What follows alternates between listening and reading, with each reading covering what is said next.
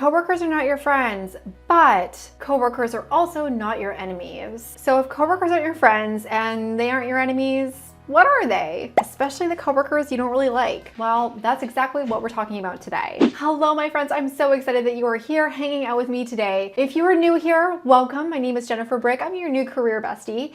And around here, we talk about career success, toxic workplaces, and difficult coworkers, kind of like what we're going to be talking about today. If you're like, I need more of that in my life, tap the subscription button and the notification bell so you don't miss a video. Also, I do post daily onto LinkedIn and I try to hang out as much as I can on Instagram. So if you want to go chat with me in those places, the links are down below. Let's just start with myth busting. This is one of my favorite things to do, so let's just get into it. Coworkers don't have to be your friends. That me and you already agree on. But did you realize that you don't even have to like your coworkers to have a good working relationship with them?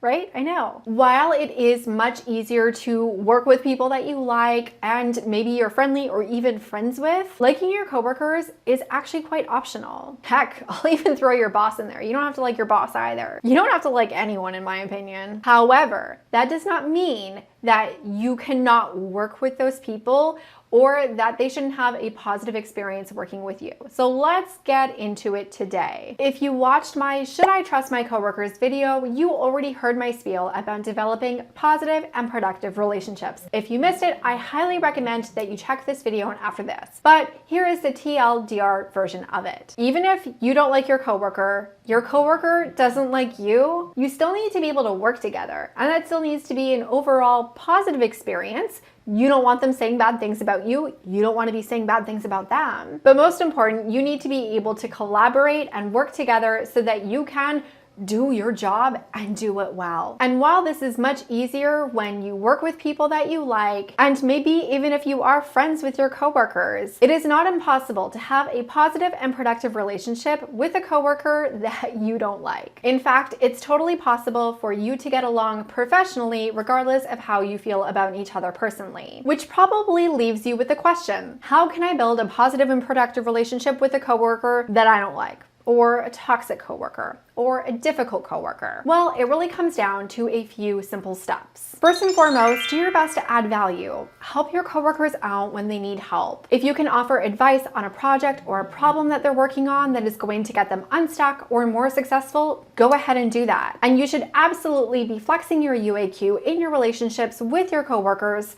And if you don't know what that is, make sure that you get your UAQ starter kit. It's free and the link is down in the description bar. I know, especially if you have a contentious relationship with that coworker, it can be like, I don't want to help them. But think of it this way, you're not really helping them, you're helping yourself. Because when you're adding value to someone else, you're building your personal brand, showing your talents, and standing out as a leader on your team. And if your manager knows that they're not necessarily your favorite person, you're also demonstrating your ability to work successfully with other people, regardless of how you feel. And look, when it comes down to it, I'm all for being petty. But you don't want other people to look bad. You especially don't want a coworker on your team to look bad because that makes your team look bad, which makes you look bad. And how you treat other people actually doesn't really say a lot about them. It says everything about you.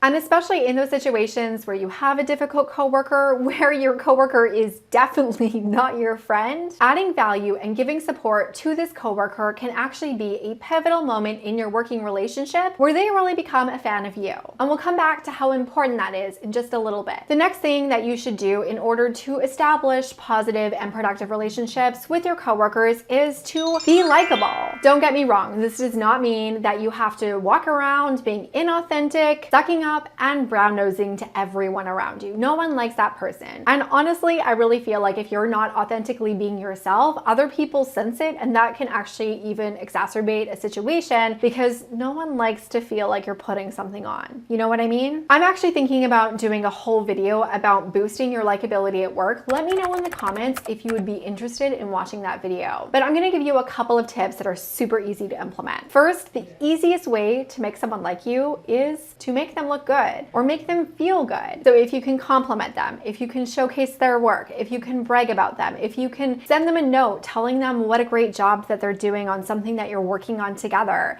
this is going to make them feel good about themselves and that is going to make them like you. And Another thing that is easier for some, harder for others is just empathizing with them. Are they stressed out? Are they going through something challenging? If you make someone feel understood, that is going to be something that helps you connect. And that can be the bedrock of a really good working relationship with the person, even if they're not your friend. The next tip, I want to know if you have ever been in the situation where someone was not willing to do this and what you thought about them. You need to be willing to collaborate and work with your coworkers, even your difficult coworkers, even your coworkers you don't like. There is absolutely nothing worse than a passive-aggressive coworker who just doesn't fulfill their end of the bargain, makes everybody else miss deadlines, miss targets, all of those things. Okay, so maybe there's worse with like actual toxic coworkers, but being passive aggressive is not a good look for you. And while it might help you accomplish your goal of frustrating them, they're not going to be the ones who look bad in the situation. You are. Especially if they are the type of coworker who is going to go and tell on you to your boss. You're gonna have explaining to do. It is not going to be something that is improving your personal brand and your career trajectory. Plus, when you're collaborating, especially with people with different perspectives, different viewpoints, which the person probably has, especially if they're not someone that you would actually hang out with outside of work, this can actually lead to greater outcomes. So it's really in everyone's best interest to collaborate. Next, make sure that you're communicating effectively. Get the people that you work with that need information, that information. Don't become the bottleneck. Do not become the cog. When in doubt, over communicate and overshare information, especially when you're working towards a shared outcome. This is never going to hurt. And honestly, I've seen way too many comments that say things along the lines of, I don't talk to my coworkers. And I get it if you're working with very toxic coworkers, but if you're just refusing to communicate with your coworkers, you might be the jerk in this situation, which I'm coming back to in a hot second. But first, I want to mention that in your work with this person, in your communication, in your collaborations, in your discussions, as much as possible, you want to construct win-win situations. If you are only looking out for yourself, if you're throwing everyone else under the bus, this is going to have some career karma that comes back to visit you later on. You don't want that. So even if the person that you're working with definitely is not your best friend, let alone friend, you still want them to succeed because their success is tied to your success.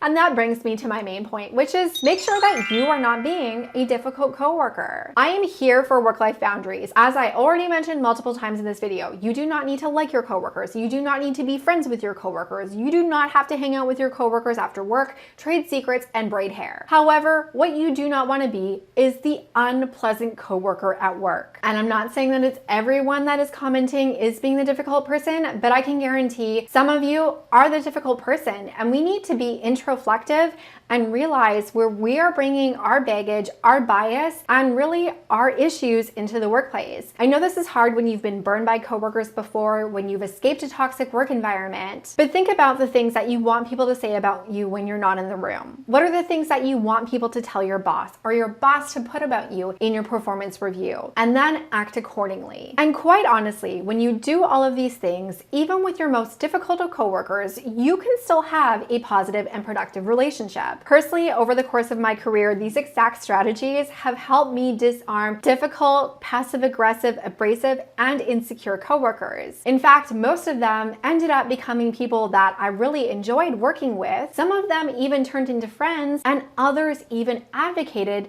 for me to progress in my career. And in fact, it's really only been when I had two very, very toxic coworkers that these strategies didn't resolve the situation.